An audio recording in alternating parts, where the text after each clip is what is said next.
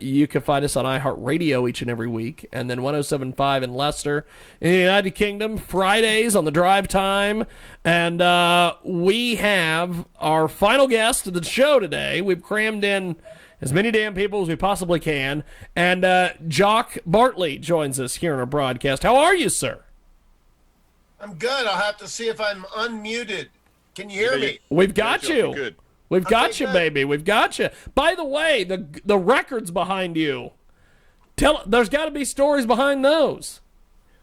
Yeah, that's 2 of Firefall's, 1 gold and 1 platinum. The Comet painting is a painting I did from our first album cover back in 1976. I thought of the idea pretty much, but they wouldn't let me paint it. They said, "Great idea, kid. We'll take it from here." So 10 years later, I decided, that's kind of my idea. I'll do a painting and we'll sell posters at gigs or something. Where are you guys at anyway? Well, Dan is in the United Kingdom and in right. Leicester. I am, unfortunately, in Hutchinson, Kansas. Oh, that's where I was born. Really? Wow, really? Hutchinson, Kansas, yeah. Okay. Wow. My Lord. Where are you now, Jock? I'm in South Denver, Colorado. South Denver. North Denver, kind of near Boulder. So I'm in Colorado. It's gorgeous here. Cool. So Where are you at in England? I'm in Leicester, Midlands. Leicester. So about an hour north of London. All right. It's just beginning to brighten up a bit here, but it's still pretty sort of touching freezing. So we're just waiting for spring to come around and everything's getting back to normal because we've been locked down for like a whole year, Jock. It's been a crazy over here. Oh, I'll bet. Honestly, there's been no DJing, no clubs, no bars, no pubs, absolutely nothing. Yeah. Firefall will end up having not played a live gig for a year and a half. Firefall, that's the name, is it? Yep, that's the name of the band. So Firefall. where and when was your last gig before the COVID? Yeah. We played 2 gigs in Florida on February 27th and 28th. So just when March was happening. And you know what was interesting? Not only were we supposed to go to Seattle, the hot spot, if you'll remember, and then Detroit, another hot spot, if you'll remember. We were supposed to, on April 1st, go on a cruise ship, a rock and romance cruise ship. And I said, I'm not getting on a cruise ship. The thing's just starting. Yeah, that's crazy. They closed that cruise ship business. If you were on a cruise ship last year when all this was kicking off, it was game over. Yeah, they did not let you off for 6 months. Yeah, they were stuck on those boats for an awful long time, and it was just really crazy because you weren't going anywhere nice or anything. But, Wow. Have either of you guys heard Firefall's new record, Comet? Tell us about it. We're gonna play it here in a few. Okay. It's amazing because Firefall's fortunate to have a lot of hit records from the 70s. Yes. And we play, not with the pandemic, but normally, and we'll play a lot of shows with people like America and REO Speedwagon and Poco and Pure Prairie League and Atlanta Rhythm Section and Orleans and Ambrosia. And when you play on a bill of about 4 or 5 bands like that, you get to play 30, 40 minutes. You play your hits and you get off stage, right? And so all of those bands I named pretty much have been coasting for the last few decades, including Firefall. And Firefall started playing Mark Andes. We have 3 original guys from the 70s in the band. Mark Andes, who was in Spirit and JoJo Gunn back in the 60s and 70s. Yeah. And then he was in Heart. He was in Heart for the 80s and 90s. We started playing the Spirit song Nature's Way, written by Randy California. And it went over. I love that name, by the way. Oh, man. And it went over so well that, that we recorded it. Timothy B. Schmidt from the Eagles sang on it, and John McPhee from the Doobie Brothers played on it. And, me as the leader of the band kind of went, well, this sounds like the start of an album to me.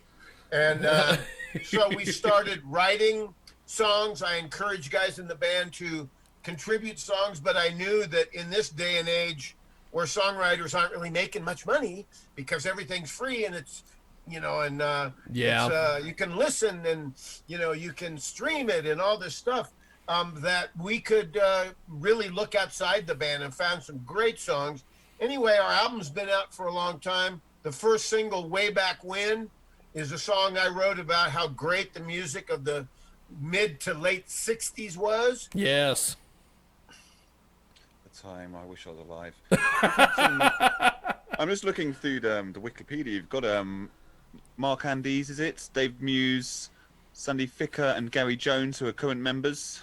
Yes, and myself, and three of the original band. And, you know, as producer of this record, I knew that this new album, our first in over 20 years, would have to sound great with and compare favorably with and maybe equal to our top three albums back in the 70s.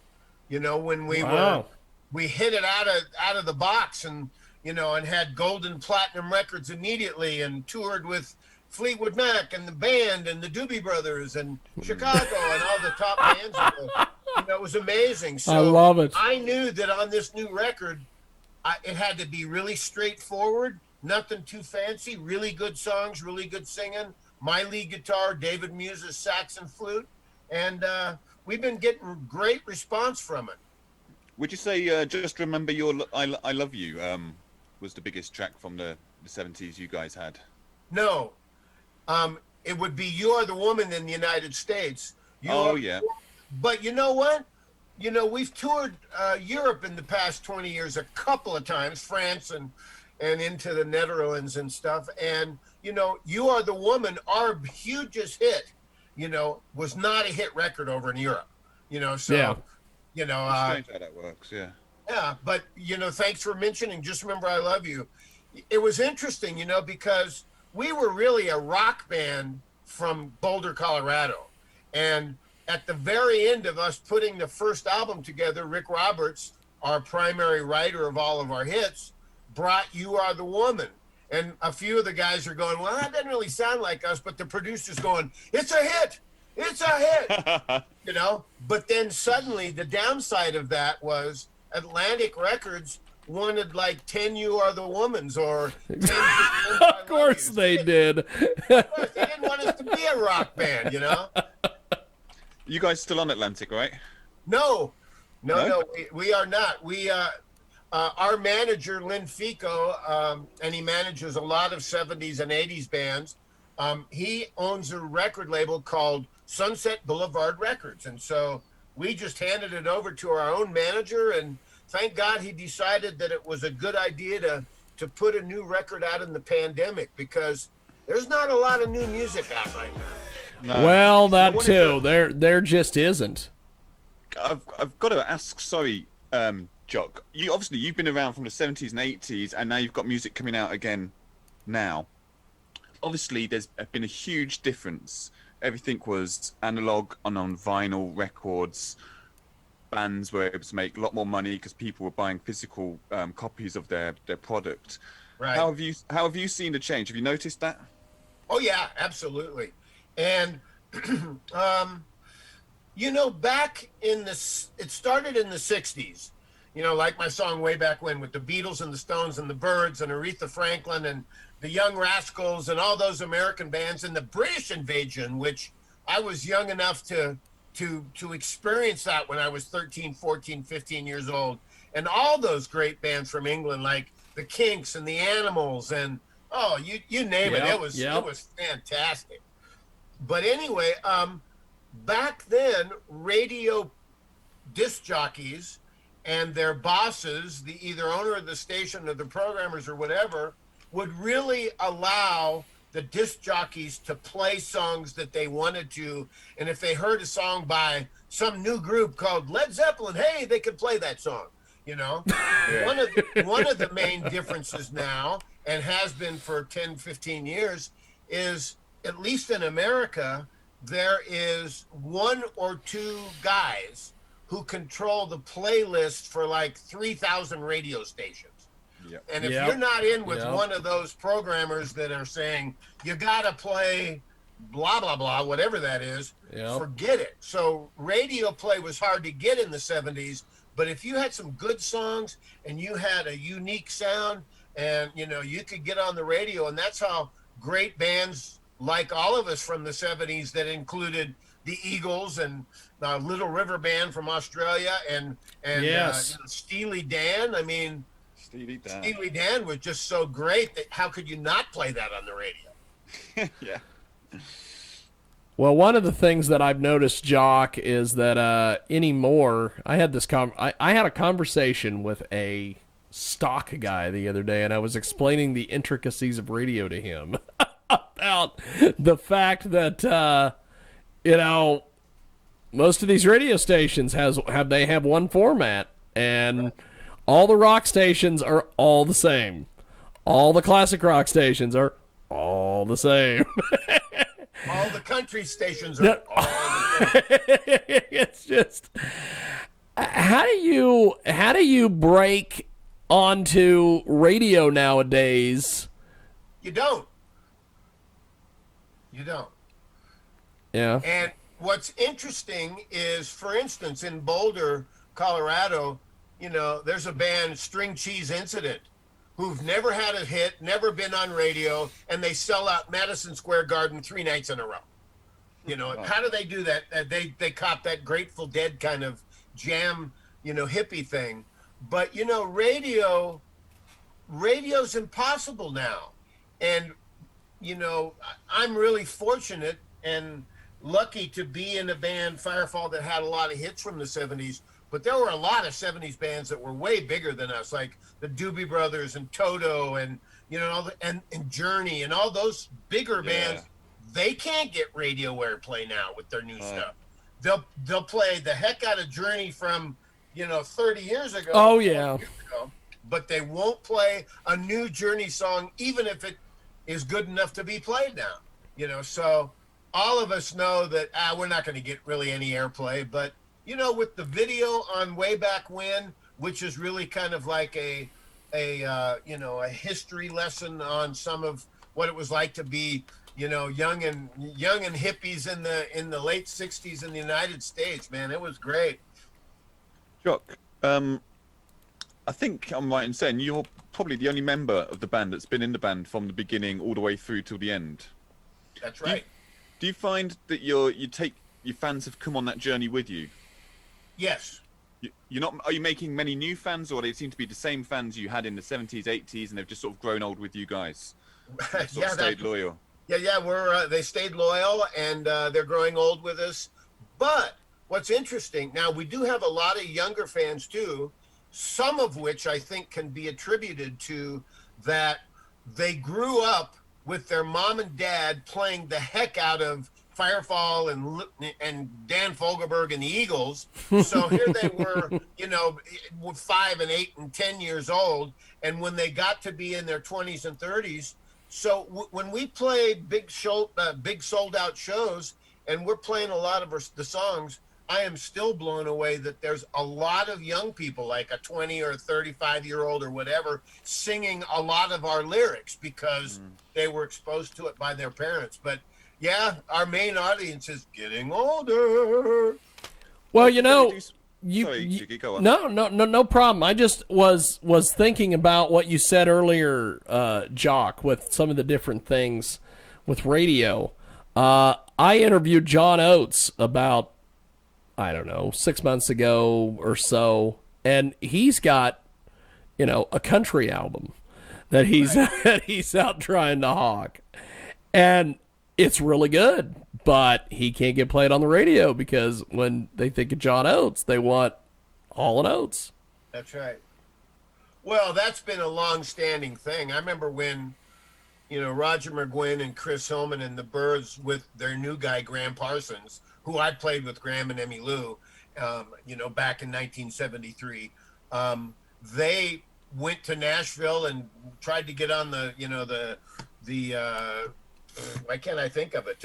What's the big show in in Nashville, the Grand Ole Opry. Yes, Grand Ole Opry. And, and people were throwing stuff at them because they were long-haired hippies. They used to be in the Byrds, So it's funny, but I wish John, luck with his country album, and whether you change your genre of music, what we did and what I tried to do is to really make this new record, Comet, sound like Firefall, and also take a bunch of chances and sound new too, but be really pretty sparse in the production. So many producers nowadays fill up pop records and rock records with strings and more guitars, and hey, how about some more percussion, hey, more background vocals. We kept this pretty sparse, and it's really nice hearing a record that you can really hear everything. So yes, I'm happy about how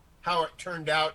And the problem, of course, was we live in 5 different states, so it was ridiculously hard to get together, either before a gig, after a gig, or whatever, to look at material, to practice material, and then record.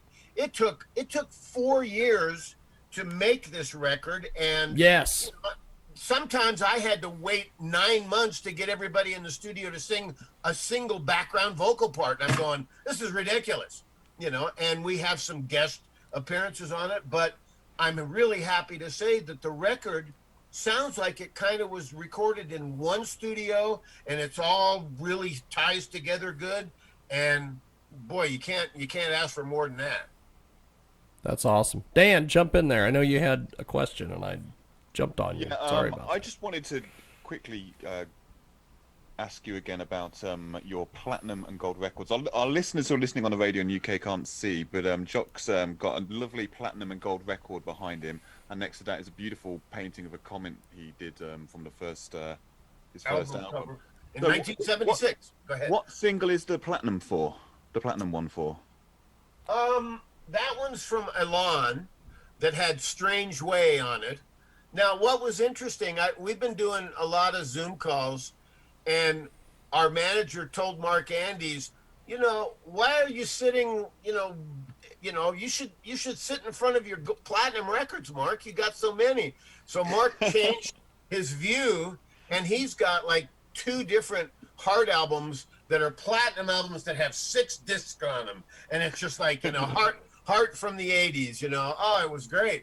So my gold records in my living room are on a different wall, but I figured, I'm doing a lot of these too. I'll bring 2 over. I got 4 or 5. Yeah. I'll bring 2 over. I'm gonna bring 2 over and put them on the wall. It's a real accomplishment, I think, even just to get a gold. It's amazing work. Oh, and it's brilliant when we get guests on. Well done, Jiggy. Well, yes, this is. For instance, the Eagles. When they came out, and the Eagles are the biggest band ever in that genre of country rock that sometimes Firefall gets included into. The Eagles didn't have a gold record for the first 2 or 3 records. And, back in the 70s, there was artist development, and then 15, 20 years later, if you didn't have a quadruple platinum record on your first album, you were a failure. Mm-hmm. Yep. Wow. Yep. That's crazy. Yeah, it's really crazy. Just amazing. amazing. Flying over streams. You know what I want to do? I know nobody can see this, that's listening, but for you in England, I wanted to show you something. I wanted to, I've just been making prints off of my newest Beatles painting. And here's the Beatles on Ed Sullivan's show. Holy smokes, brilliant. Look at that. That's awesome. We are going to be posting the video from this Zoom call at KJAGradio.com, and that is tremendous. I've been doing a lot more painting since I'm not working as a musician. It's like, oh my God, what else can I do? Well, let's try painting some more, You clearly got a skill. Thank you.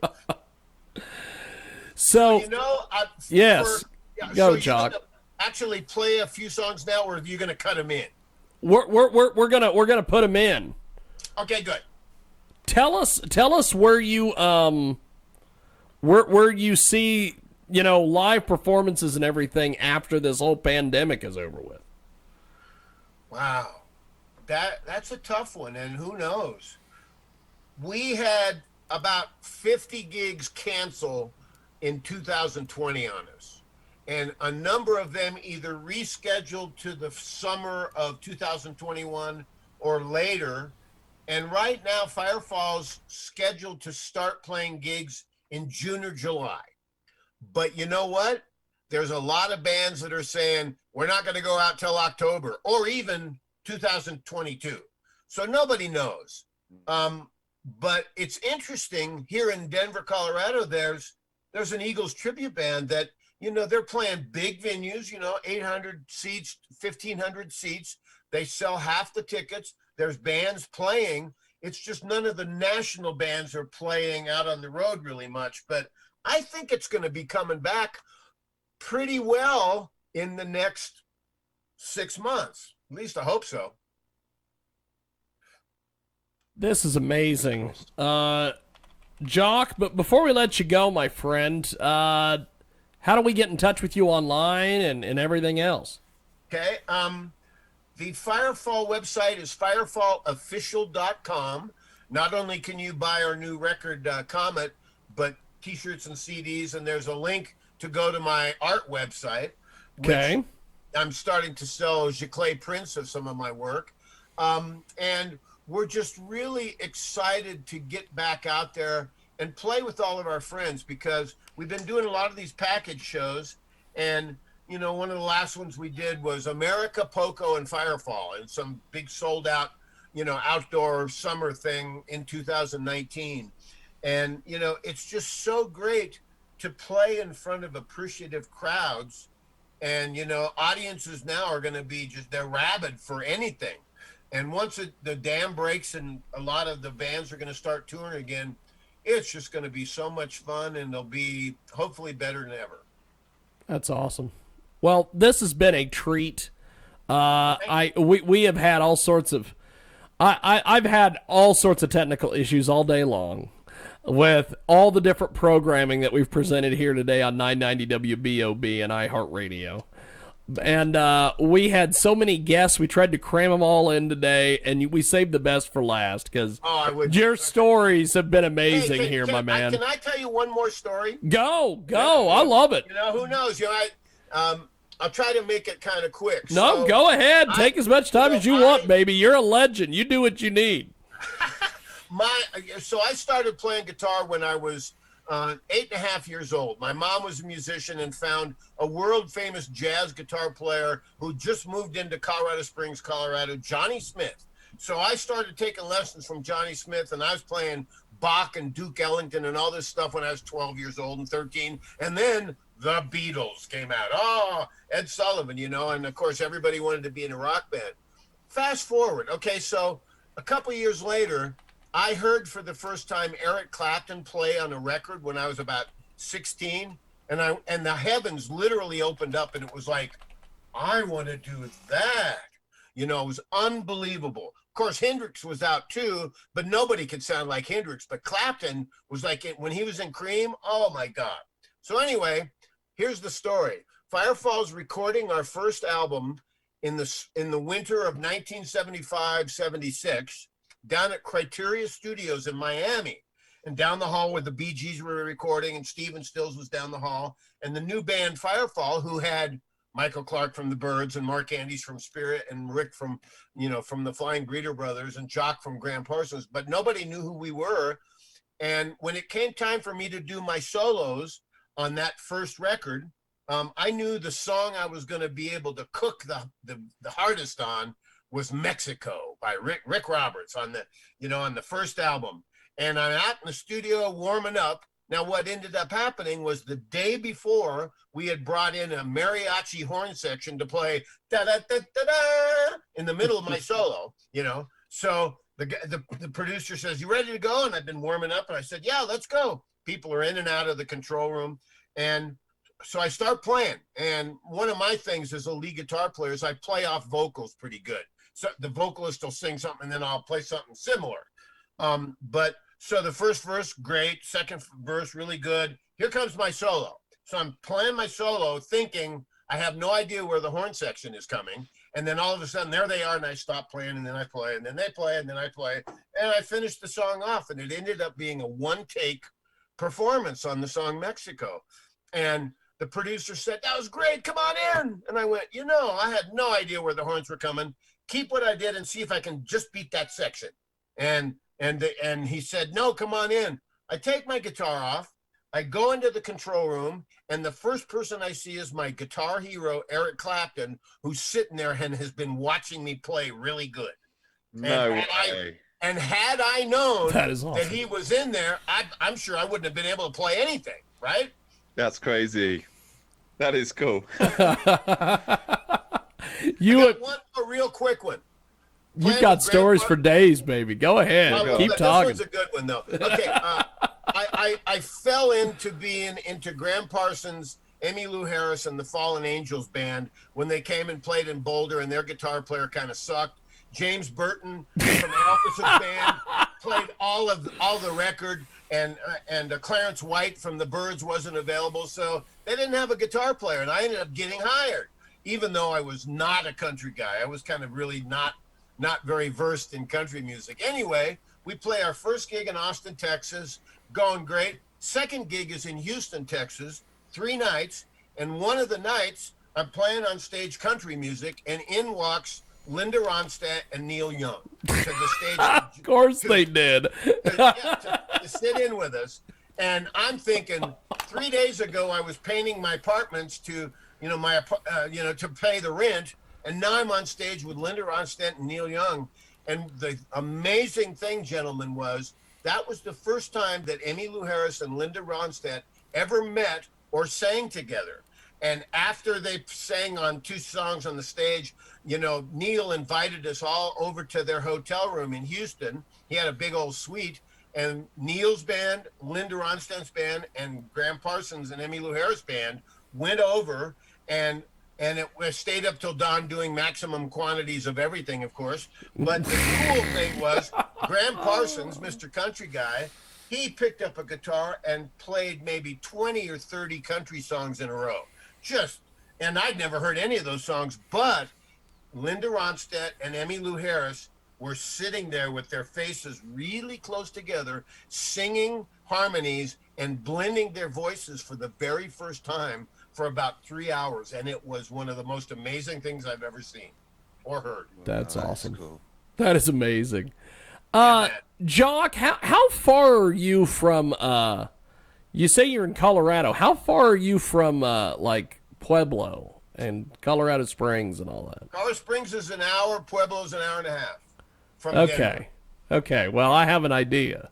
I have. And we're like 40 or 45 minutes from Red Rocks. Well, another idea. I am actually in the process of. I'm gonna be coming out to Colorado sometime this summer to go to Red Rocks. My tag team partner from Jiggy Jag TV, another Jiggy Jag TV reference on this show, Ross the Boss, the rebel rousing ringleader, lives in Pueblo. And I got to thinking, when we come out there, we need to have a sit-down video interview where we just sit you in front of your gold records and all your shenanigans, use that as the backdrop, and me and Rossi just talk to you for 30 minutes and just ask you questions and just let you tell old stories like you just did to me and Dan today. Right. And here, here in Colorado, you've got Richie Fury from the Buffalo Springfield and Poco, and you've got some other pretty notable musicians. So, hey, let us know when you come out here. But I cannot believe that you're in Hutchinson, Kansas. Hutchinson, Kansas, the old Salt City. It's the heart of America, isn't it? Apparently, it's the heart of America. We got international dance coaches here. We got all sorts of stuff.